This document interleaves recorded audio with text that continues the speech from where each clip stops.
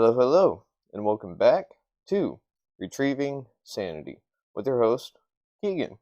In today's interview, we've got the wonderful Bryant Morris. How's it going? How's it going? If y'all don't know, y'all should also follow him, Sound Moving 465 on TikTok? TikTok? There you go. Alright, Bryant, some basic ones. Let's start with, how old are you? I'm 24. 24. That's right, I showed my age by asking if you knew Newgrounds and the Severus Snape, and now I feel old. Okay, I know, but tell the audience, where are you from? I'm from California. California? Which part of California? Actually, I'm from San Diego. San Diego? Okay, so famous part of California, I suppose. What was your drug of choice? My drug of choice was cocaine, shrooms, and acid. Sounds like a deadly fun time, maybe? I don't know. Bad mix, all in all, I'd say. But, I mean, they all kind of are, right? So how would you say it kind of all started for you? Well, it all kind of started with weed back in high school. Used to smoke weed on the weekends. Then I went to Job Corps, and then COVID hit. That's when my true addiction really kicked off. I was already experimenting with cocaine and acid, but once I fell into a depression, I ended up just completely going overboard. When would you say you think you had a problem? I would say when I couldn't stop. I wanted to stop. I was collecting unemployment, and it was the PUA, so it was $600 a week. I really didn't have any bills to pay. And so from there, I collected over $10,000 within 3 months and spent it all. Just went above and beyond. I had nothing to my name, no bills, nothing, and that's when it really kicked off. Dang. 10 grand. That's a lot for, 10 grand is a lot of money to me. Let's see, how long would you say your active addiction was? So maybe not necessarily just general time of using.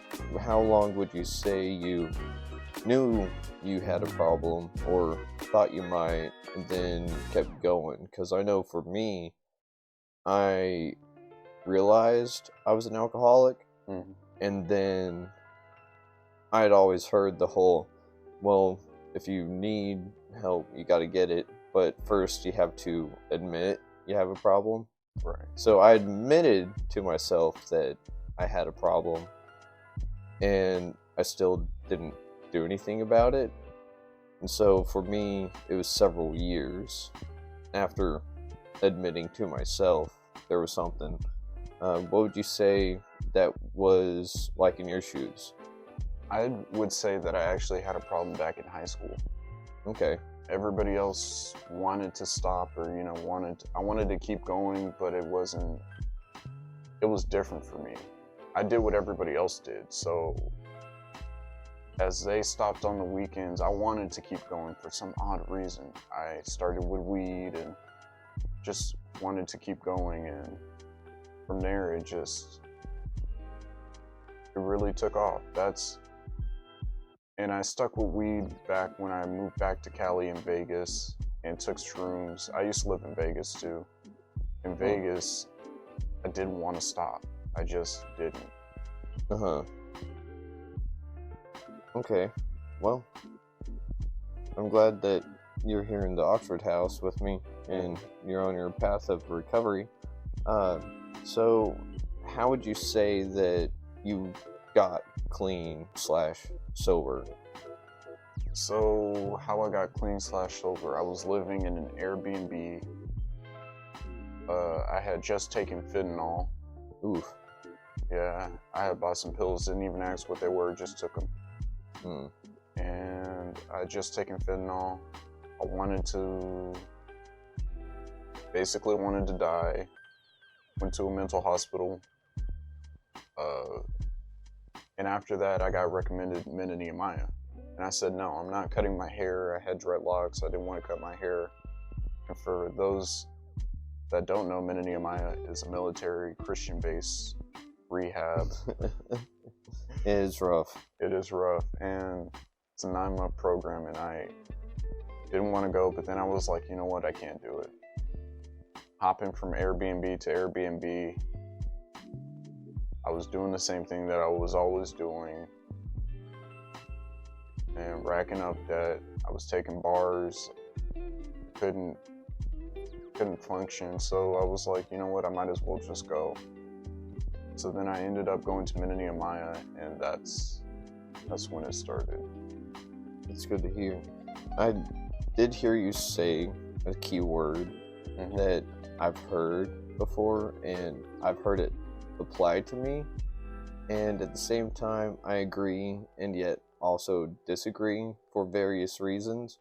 But the term functioning, I had someone tell me that I was a high functioning alcoholic because I still had a job, I still worked and all this, but at the same time I don't think I was functioning because it was more like I was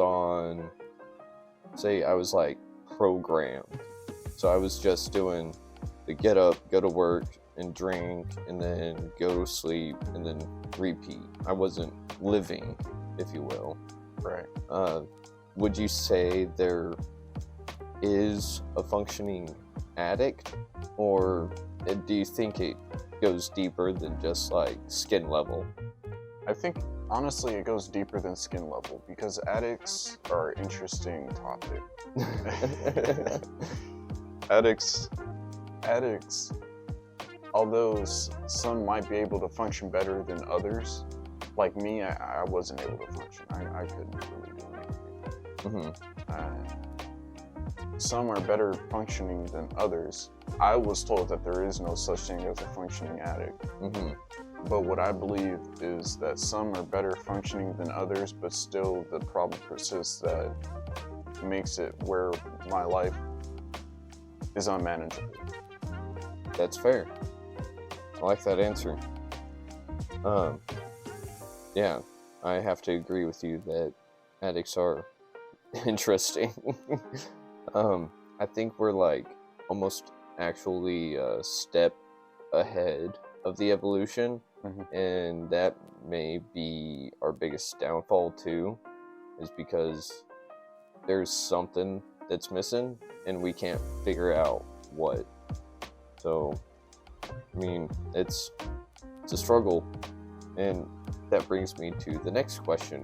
What would you say is your biggest struggle, either in general or in recovery? I would say my biggest struggle, that's a good question. I'd say my biggest struggle is I'm still an addict, so I have addict tendencies.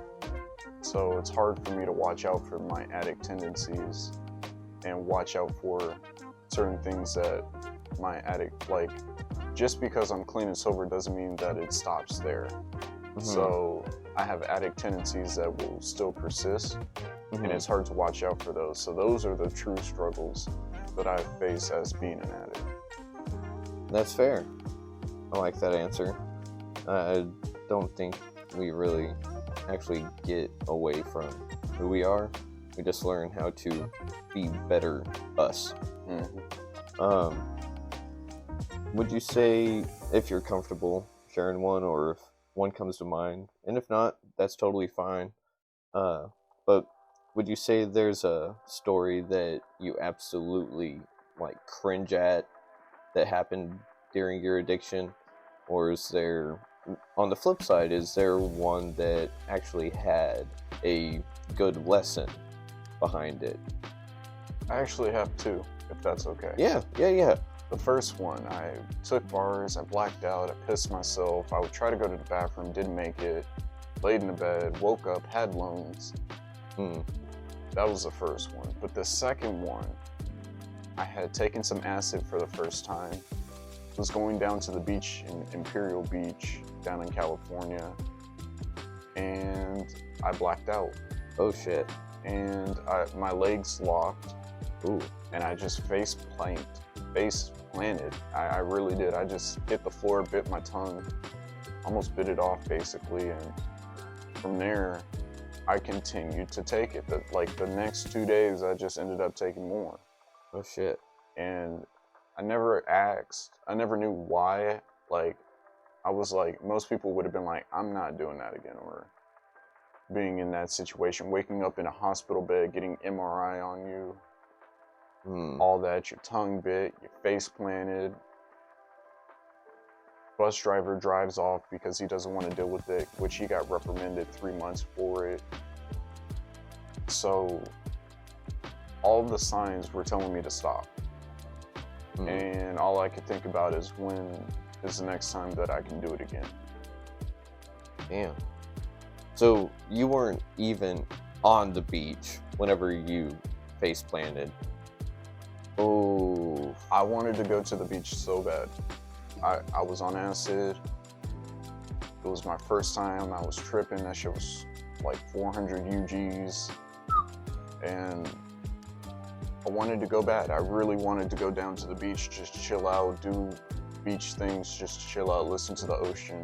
And didn't even make it. Damn. And from there, I'll tell you, I never would have expected that. I never and you know what's so funny? What's that? One time I had this dude, he was like, "You're an addict, aren't you?" But I didn't even know what the term meant. I know everybody knows the word addict, but nobody knows like exactly what addict means.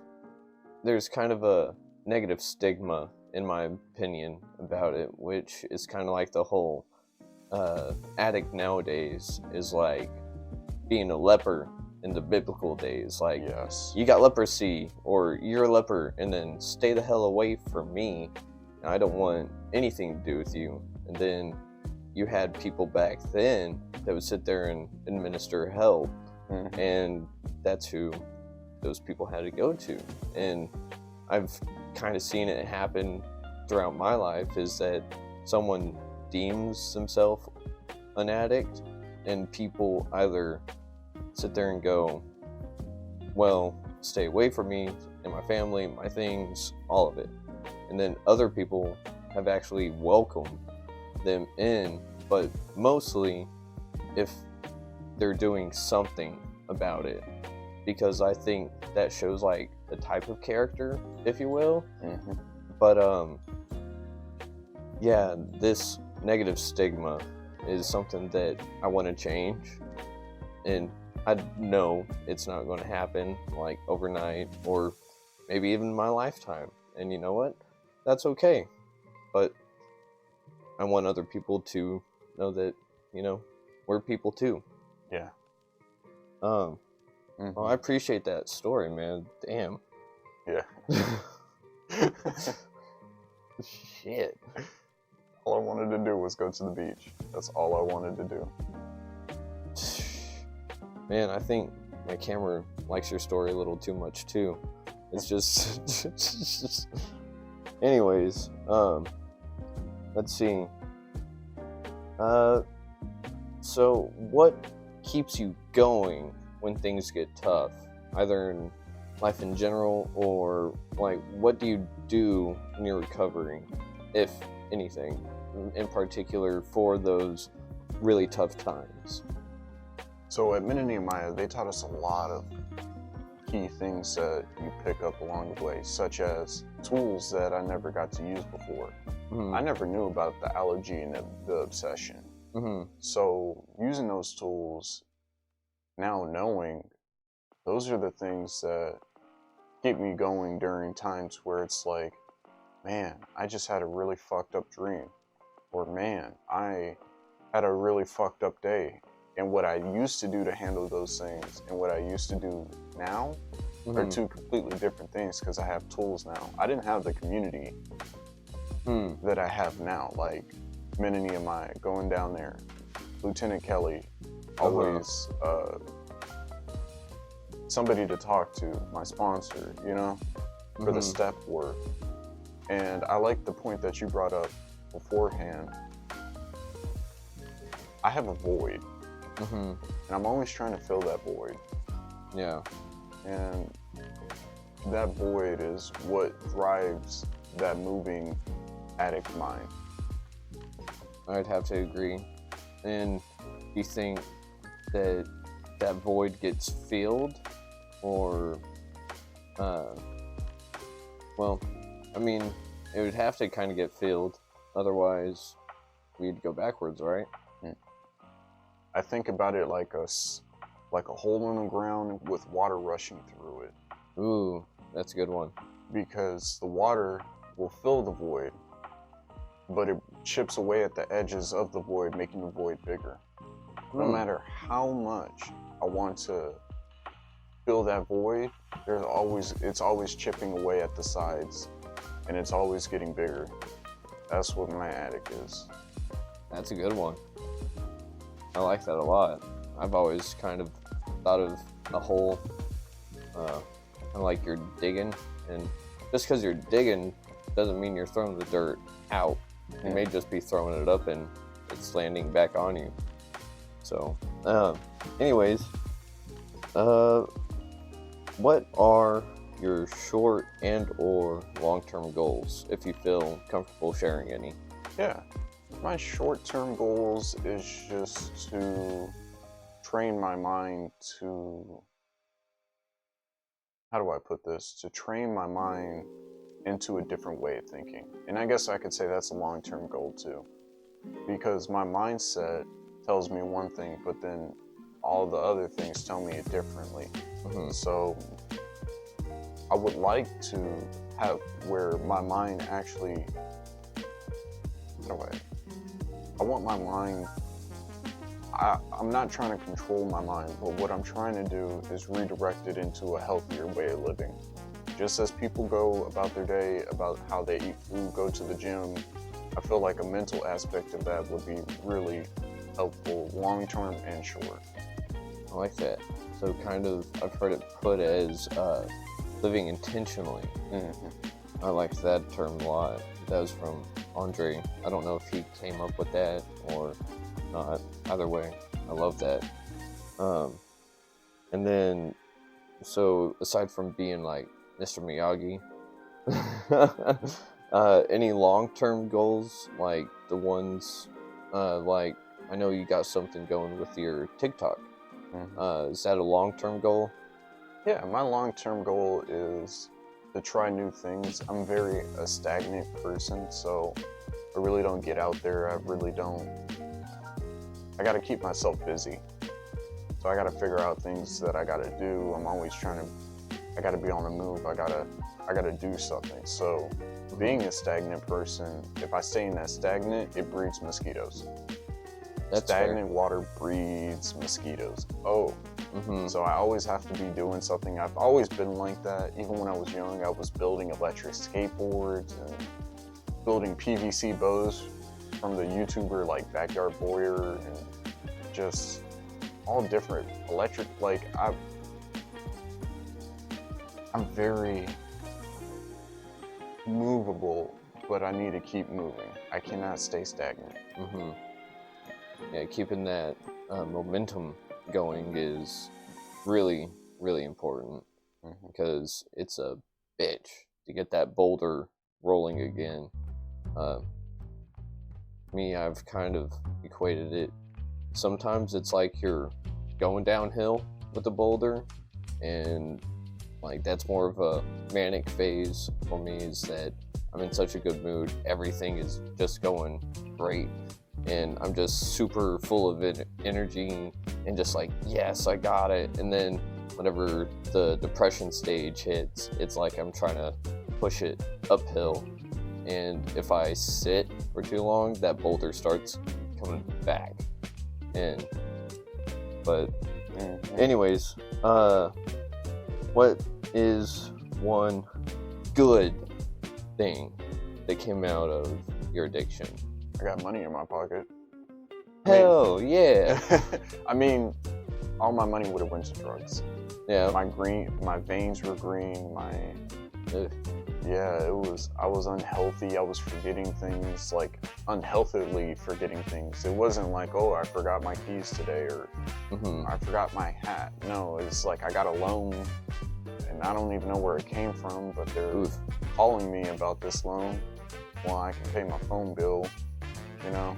I'm not saying I have it all together, but like, what I am saying is, like, at least my addiction isn't taking it. Oh yeah. You know? That's really good. Yeah. I like that, and I'm glad you're here because I enjoy your presence, I enjoy your company, and I learn a lot from you, even if sometimes it's just learning that I'm fucking old. But, you know, that's fine, whatever. Anyways, to end it off, do you have any advice for current addicts or their friends and or families? What would that be? I would say current advice, learn more. My parents didn't know what to do, so they couldn't help me. If I didn't learn the tools that I have now, I couldn't learn how to deal with the problems that I have now. If you were an addict, let's say that you start and cannot stop, you say that you'll do it again, I'll never do it again, but then end up doing it again. Jails, institutions, or death. If you have any of those ideologies that keep coming up and it's a recurring cycle, keep learning about what an addict is. Start going to AA meetings and actually sit and listen and just find out. That is where, because if I didn't learn anything from Sanity, I wouldn't have been where the spot that I am today. I'm 2 years sober, and I wouldn't say my sobriety is based off of knowledge. I would say that it is a huge part of learning what the obsession is, what the allergy is, you know, the AA book, the steps, just learning what an addict is and learning the steps are where it's at, you know? So would you say that goes towards the families as well, to learn as much as they can? Yes, my family had no clue what to do. Okay. They tried to send me Facebook AA meetings. I said no. That was just me. I didn't even check it out. They sent me Sanity. It wasn't until that point where I was like, I had enough. I can't do it anymore. I don't know what to do. It was until that point that when I got in, that was where it was at. But for my family, they started learning too. They got involved. They were like, well, he's an addict? What is an addict? What is codependency? What is enabling? What is all these different questions? And now I talk to my parents on a personal level about how my addiction is and how I'm still an addict. How I passed out on acid. How I woke up 2 days and started taking again. How I spent $10,000 on cocaine. But they're starting to understand that being an addict is something completely different from being, like, saying I had too many drinks and I fucked up that one night and it was bad. Now they can recognize the signs and see other people that are out there that are struggling with being an addict and say, well, my son went through that. And now he's 2 years sober, maybe this will work. And maybe give them a little bit of advice. And once you start to learn, don't keep that knowledge to yourself. Keep Coming back. Keep coming back. The AA book, once you hit the 12th step, is to pass it on. You got to pass it on. I wouldn't want to keep that knowledge to myself. You know, like, So whenever I hear about a story about somebody my age struggling with the same things that I was going through, it's not like, oh, well, tough luck for him. No, it's like, hey, let me talk to you. Yeah. Because I understand, you know? Yeah. And yeah, that's really where it's at. That's fair. Good answer. I appreciate all your time, your stories, and your opinion, and well, all of it. You do know that I plan on interviewing everyone more than once, correct? Yeah. Okay, good. So, this was a great first introductory interview with the wonderful Bryant Morris. And until next time, my fellow friends, y'all have a good one. Shalom. Long.